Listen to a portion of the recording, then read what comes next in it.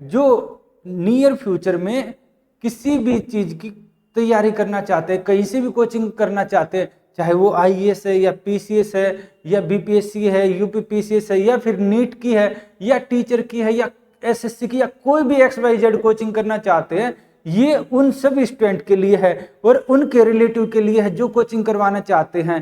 तो आप इस वीडियो को, जो भी इस तरह के चीजें चाहते हैं, तो आप हर किसी को शेयर कीजिए ताकि उसको पता लगे कि कोचिंग में क्या रहता है, एक अच्छी कोचिंग की पहचान कैसे करें। कुछ पैरामीटर होते हैं, आपको वो जानकारी होनी चाहिए। और ये ना आप हर एक आप अपने फील्ड में आप इनको अलग अलग तरह से अप्लाई कर सकते हैं। अगर आप ये नहीं अप्लाई करोगे या ये नहीं जानकारी रखोगे तो श्योर है पैसा चला जाएगा, इसके अलावा समय चला जाएगा, जो कि सबसे ज्यादा कीमती चीज होती है। और बाद में आपको ये भी हो सकता है कि आप कहीं से भी ये फील करें, ठगा हुआ महसूस करें कि हमने तो गलत जगह फंस गए और 10 को और जाकर ये बोले कि गलत है और कोचिंग तो माफिया है, वहां ठगावगी हो रही है। हमारे कहने का है कि आप इस वीडियो को मैक्सिमम से मैक्सिमम शेयर कीजिए, नहीं करोगे तो वो आपका है और बाकी का है। हमारा काम है सही गाइड करना, हम एक एक चीज डिटेल में बताने वाले हैं। देखो यहाँ पर क्या है, कुछ है छल कपट का मतलब है कि कई जगह ना ये होता है, सच को ना छुपाकर बताया जाता है। इसमें दो तरह की चीजें होती है, या तो जानकारी का अभाव होता है, जो व्यक्ति इस फील्ड में नहीं है, जैसे कोचिंग में नहीं है, वो आपको बोल रहा है, आपका कोई हितैषी है वो बोल रहा है ये बातें, तो क्या होगा, उसको जानकारी का अभाव है। अगर कोई इस फील्ड वाला ये बातें बोल रहा है, यानी कहीं ना कहीं उसका कुछ ना कुछ हित है, वो मॉनेटरी हित हो सकता है या कुछ भी हित हो सकता है, वो अपने फायदे के लिए आपका इस्तेमाल करना चाहता है, वहां पर छल कपट आ जाता है, वहां धोखाधड़ी आ जाती है। तो मैं आपको ये बताता हूं कि देखिए यहाँ पर काफी भ्रम होता है। आईएएस की तैयारी करेंगे तो पीसीएस तो निकल ही जाएगा, कोई भी जो भी XYZ आप तैयारी करना चाहते हो उसकी तैयारी करेंगे तो बाकी तो निकल जाएंगे। देखो आईएएस की तैयारी करने से पीसीएस कभी नहीं होता है, इस भ्रम को निकालते हैं। फिर आप बोलेंगे कि सर अगर ये नहीं होता है तो काफी बच्चे जो आईएएस की तैयारी करते हैं उनका कैसे निकल जाता है, यूपी कैसे निकल जाता है, बीपीएससी कैसे निकल जाता है, राजस्थान और बाकी कैसे निकल जाते हैं। तो देखो आईएएस की जो तैयारी होती है ना, उसमें 4 पेपर होते हैं। अगर आप यूपी का उठाएंगे वहां पर 6 पेपर होते हैं, बिहार का उठाएंगे वहां पर बिहार स्पेशल अलग रहता है, करंट अफेयर अलग तरह का पूछा जाता है, राजस्थान का उठाएंगे अलग अलग होता है। अब बोलेंगे कि सर कुछ बेसिक चीजें वो पढ़कर हम पीसीएस का निकाल सकते हैं, ये भ्रम फैलाया जाता है जो मिसगाइड करते हैं। देखिए एक समझदार व्यक्ति क्या करेगा, वो 2 साल की तैयारी और 2 साल इतने पैसे वो इसलिए वेस्ट करना चाहेगा कि पहले आईएएस की तैयारी करे, पैसा ज्यादा लगा, 2 साल ज्यादा लगे, उसके बाद आपको अगर जो भी स्टेट देना चाहेंगे उस स्टेट का तो आपको पढ़ना ही पड़ेगा। और क्या कोई भी समझदार व्यक्ति ये चाहेगा कि पहले वो ज्यादा पैसे खर्च करे, ज्यादा मेहनत करे, उसके बाद, क्योंकि आईएएस का सिलेबस ज्यादा होता है, स्वाभाविक है। आपको मैं सलाह दूंगा, एक बार आप नेट से गूगल से सर्च कर सकते हैं कि आईएएस का सिलेबस क्या है। उसमें 4 पेपर हैं, इसके अलावा एक हिंदी और इसके अलावा एक इंग्लिश का पेपर होता है। ऑप्शनल पेपर के नंबर जुड़ते हैं, बाकी कई स्टेट में तो ऑप्शनल पेपर है नहीं, वहां पढ़ने का वेस्ट हो जाएगा।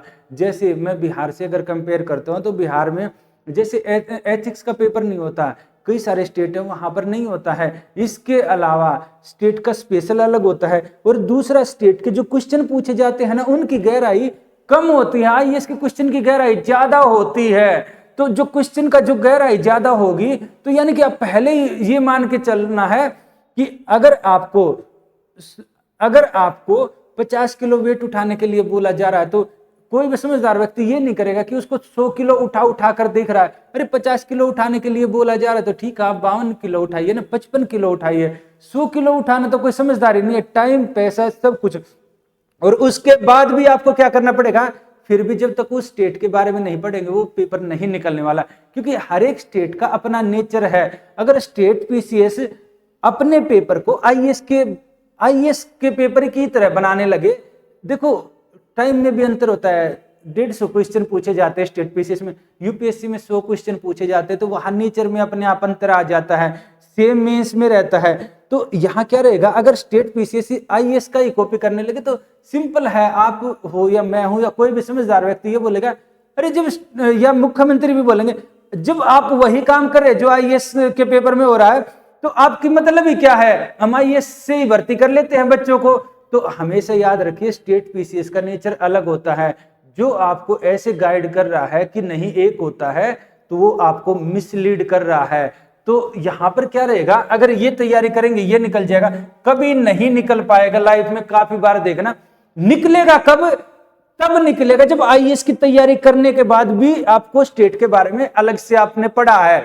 और आईएएस की तैयारी के, यानी कि यहां पर आपने आईएएस की तैयारी में पैसे ज्यादा लगा दिए, फायदा किसको है, कोचिंग को। आपको कोई फायदा नहीं है, ज्यादा पैसे कोचिंग की तरफ गए। इसके बाद क्या किया आपने, समय ज्यादा लगा दिया। समय आपने कम से कम आपको 2 साल देने पड़ेंगे, 2 साल लगा दिए। यहां क्या हुआ, इसके बाद काफी एरिया ऐसे हो गए जो आपके काम के नहीं है, क्योंकि स्टेट पीसीएस में ऐसे पूछे ही नहीं जाते। न क्वेश्चनों की प्रकृति ऐसी होती है, काफी अलग तरह की रहती है। ये लगाने के बाद आपको क्या मिला, इसके बाद क्या आप ये उम्मीद करेंगे कि नहीं हमारा आईएएस नहीं निकले, हम पीसीएस।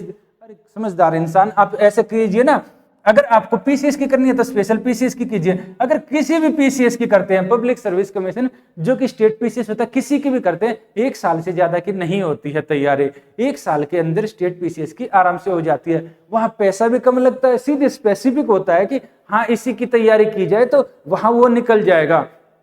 और एक तो ये बात, दूसरा अगर कोई ये बोलता है कि ये निकल जाएगा, नहीं नहीं हम तो इसी की करेंगे, तो इच्छा आपकी है। अगर आप दिल्ली से, अगर आप जैसे ये दिल्ली से आप ट्रेन पकड़ते हैं, कोई ये बोलता है पूर्व की तरफ जाना है, एक ट्रेन आपको पूर्व की तरफ हो सकता है इलाहाबाद या पटना पहुंचा दे, दूसरी ट्रेन पूर्व की तरफ बैठने वाली हो सकता है आपको उड़ीसा पहुंचा दे। दिल्ली से ट्रेन तो दोनों चली है ना, रास्ते तो दोनों के अलग हो गए।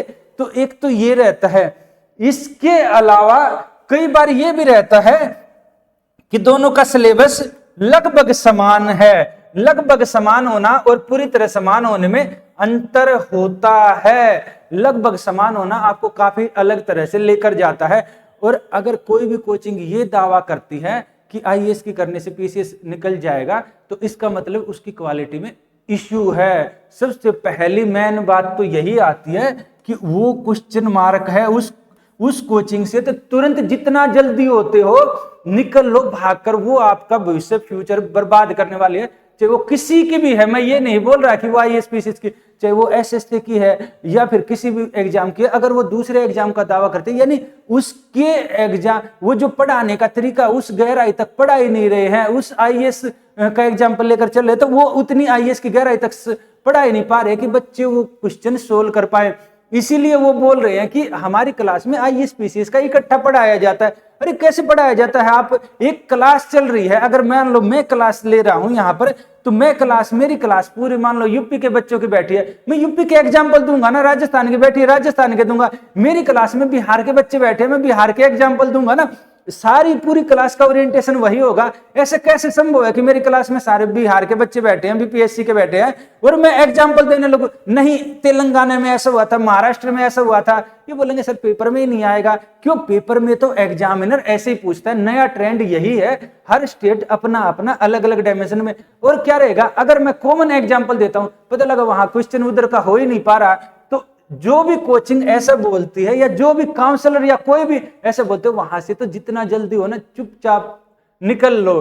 क्योंकि वहां पर अगर आप आईएएस के लिए भी गए हैं ना, तो क्लियर कट है कि आपका वहां सिलेक्शन नहीं होने वाला। क्योंकि उन्होंने पहले ही दिन बता दिया कि भाई यहां क्या होगा, आईएएस की तैयारी, अगर मैं आपको आईएएस पढ़ा रहा हूं तो यहां क्या रहेगा, 100% मैंने माना 100 किलो वेट उठाया जाता है, तो मैं आपको 105 किलो पर तैयारी करवाऊंगा। ये नहीं होगा आपको 55 किलो पर करवाऊंगा, चलिए पीसीएस के लिए तैयार कराऊं, यानी वहां फिर पीसीएस भी नहीं निकलने वाला।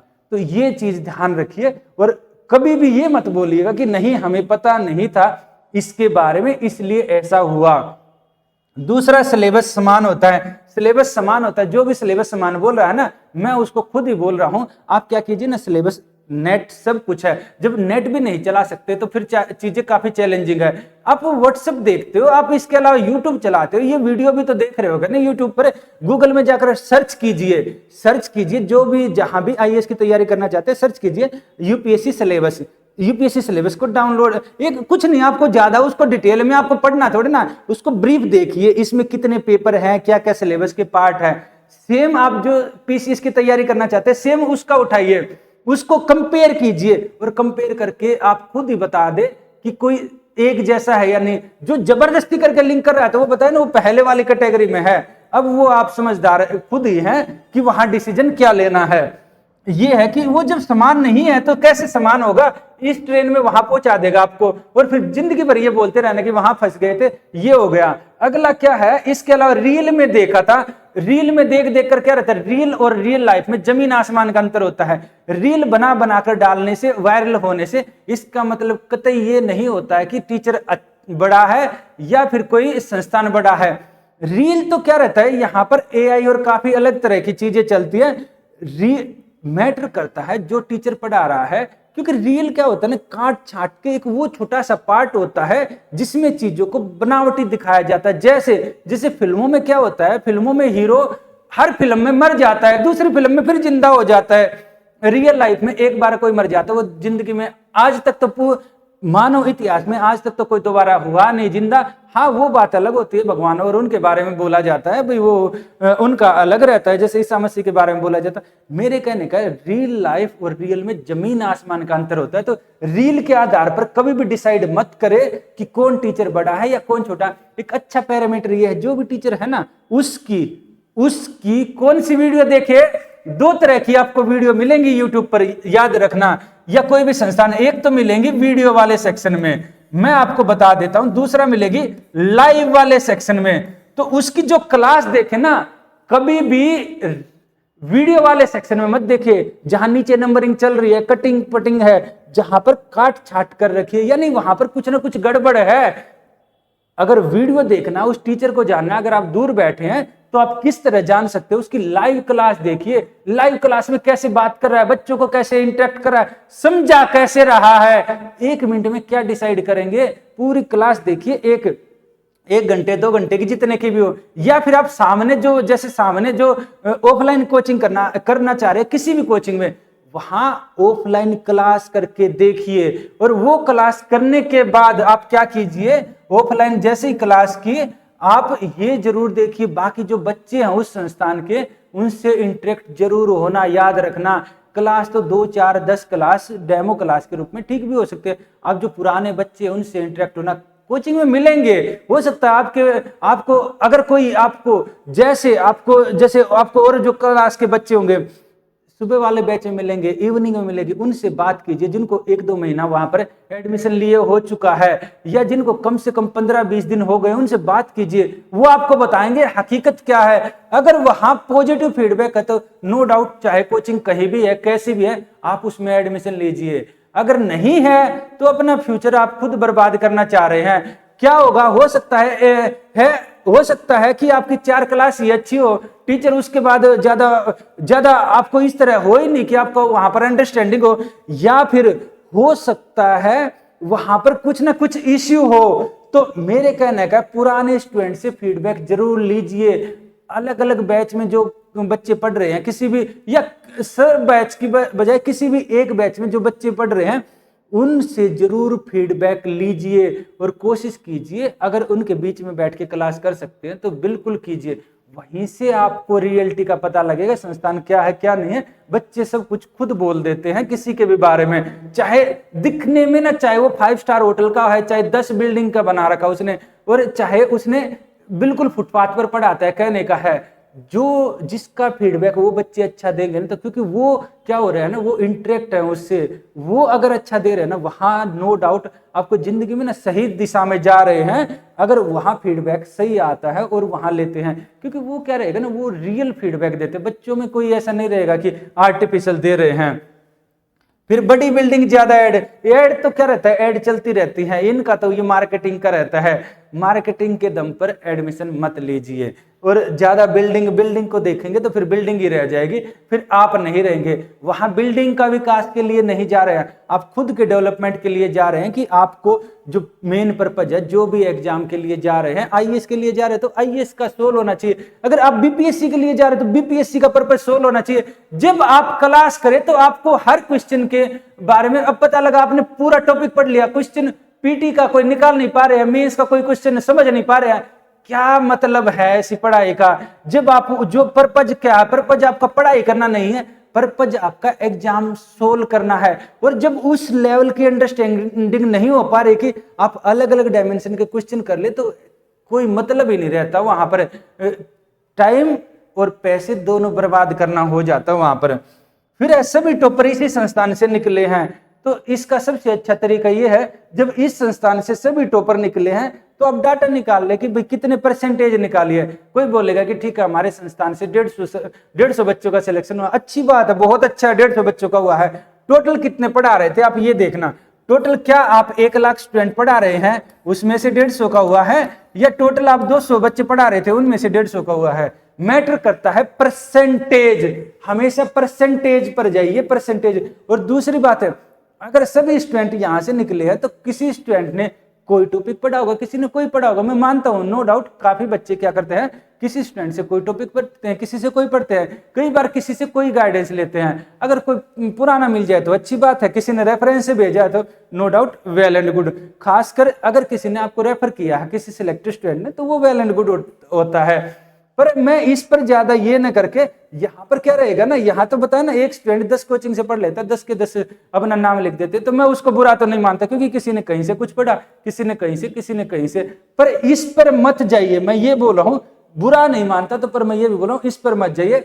मैटर करता है टोटल स्टूडेंट कितने हैं। किसी की क्लास है, ऑनलाइन क्लास है, हमारी तो देखो ऑनलाइन क्लास में ना 1000 बच्चे जुड़ते हैं, किसी ने बोला, ठीक है, ऑफलाइन में कितने हैं, ऑफलाइन में 500 बच्चों का एक बैच बनता है, टोटल में निकाल लो कितने हैं, उनमें से कितने सिलेक्शन हुए, उनमें से 50 सिलेक्शन हुए, ठीक है, अच्छा है, टाटा बाय बाय। तो मैटर करता है कितने परसेंटेज, हमेशा परसेंटेज पर जाइए, जहां परसेंटेज ज्यादा है वहां चले जाना, कोई दिक्कत नहीं है, कोई बुरी बात नहीं है। तो इन पैरामीटर पर देख कर समझ कर तभी किसी कोचिंग को डिसाइड करना। जो काउंसलर बोल रही हैं या कोई कोचिंग वाले बोल रहे हैं, वो क्या बोल रहे हैं, आपको क्या मतलब है? आपको मतलब होना चाहिए अपने पेपर को पास करने से, और आपके पेपर को पास करने में जो भी आपकी हेल्प करे, आपको उसी से मतलब होना चाहिए। पैसे पेड़ पर नहीं लगते हैं। हो सकता है स्टूडेंट लाइफ में आपको लगे कि नहीं हमें ये है वो है, पिताजी पैसे दे रहे हैं। कभी जब आप कमाने वाले स्टेज में आएंगे ना, तब पता लगेगा पैसे कितने कीमती होते हैं, या फिर आपको समय की कीमत तब पता लगेगी। अभी आपका जो परिवार है वो सब आपको सपोर्ट कर रहा है, समय की कीमत तब पता लगती है जब 1-2 अटेम्प्ट दे लेते हैं, और किसी न किसी इनमें से किसी न किसी चक्कर में फंस कर आपके 1-2 अटेम्प्ट अगर कहीं ना कहीं गलती से वेस्ट हो जाते हैं, तब बहुत ज्यादा रिग्रेट होता है। तो उन स्टूडेंट से पूछे जिनके किसी न किसी वजह से अटेम्प्ट वेस्ट हो गए, और उसने क्या किया, आईएएस ने करके फिर पीसीएस में जाना पड़ा। कोई भी स्टूडेंट जो आईएएस की तैयारी करना आता है, वो कभी भी जिंदगी में पीसीएस नहीं बनना चाहता। जो पीसीएस की तैयारी करने आता है वो पीसीएस ही बनना चाहता है, वो कभी भी दरोगा नहीं बनना चाहता। जो दरोगा की आता है वो कभी भी सिपाही नहीं बनना चाहता। जो माइंड सेट से जिसके आता है वो वही बनना चाहता है। और क्या रहता है ना इसमें, देखो नौकरियां, मैं किसी को छोटी बड़ी नौकरी नहीं मान रहा, मेरा कहना यह है आप अपनी कैपेसिटी, जैसे किसी को ये चाहिए कि भाई ठीक है हम ज्यादा फाइट नहीं करना चाहते, हम चाहते हैं कोई आसान, थोड़ा न तो बहुत आसान और न बहुत मुश्किल, कोई मीडियम रेंज की जॉब हो जिसमें थोड़ा एफर्ट भी लगाया जाए, साल भर अच्छे से प्रिपरेशन की जाए, और वो प्रिपरेशन उसके बाद हमें रिजल्ट मिले। मैं अपना 100% देने वाला हूं, और अगर कोचिंग की तरफ से 100% मिलता है, मेरा सिलेक्शन हो जाए। कोई इस मेंटलिटी से आता है तो सिंपल है, आप पीसीएस की तैयारी करो। अगर कोई ये है कि नहीं हमारे पास तो टाइम भी इनफ है, हमारे पास ठीक है घर की तरफ से बैकअप भी अच्छा है, सारी चीजें अच्छी है, मैं कोई दूसरी जॉब चाहता हूं जिसमें मुझे ज्यादा एफर्ट करे, तो ठीक है, आपको फिर आईएएस के लिए आप तैयार करें। कोई और कम समय चाहता है, आप बिल्कुल दरोगा के लिए जा सकते। ये करता है कि 2 साल बाद 4 साल बाद जब स्टूडेंट आपके बारे में आपको याद करता है, तो उसके चेहरे पर क्या होता है, एक तो ये भाव होता है वहां चले गए फंस गए, एक ये भाव होता है नहीं देखो कोचिंग ने या जो भी टीचर थे उन्होंने अपना काम किया, अच्छे से पढ़ाया, अगर नहीं हुआ तो हमने पढ़ाई नहीं की, उसको जिंदगी भर ये रहता है। तो अब यही आपका है कि आपकी भी जिम्मेदारी बनती है, जो अच्छी चीज है बाकी जो रिलेटिव है सब तक शेयर कीजिए, ताकि हर किसी को जो भी कोचिंग करने वाला है उसको पता लग जाए कि कोचिंग किस आधार पर डिसाइड किया जाए, कौन सी कोचिंग ठीक है कौन सी गलत है।